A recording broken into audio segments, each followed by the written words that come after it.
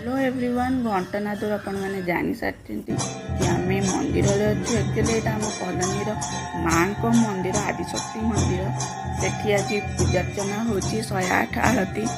कहीं आज दिन खास कहीं आज आम ससुर जन्मदिन देखु तो तांको ही आज मंदिर में पूजार्चना कर आरती रखा पाखरे एक शिव मंदिर से दर्शन सारी एठी आरंभ होता आम पूजा एठी आराम से माँ को मंदिर रे पूजार्चना करिचु फुल फैमिली योगदान करिचु परे परे आमे माँ को मंदिर पूजार्चना सरला परे आशीर्वाद ग्रहण करी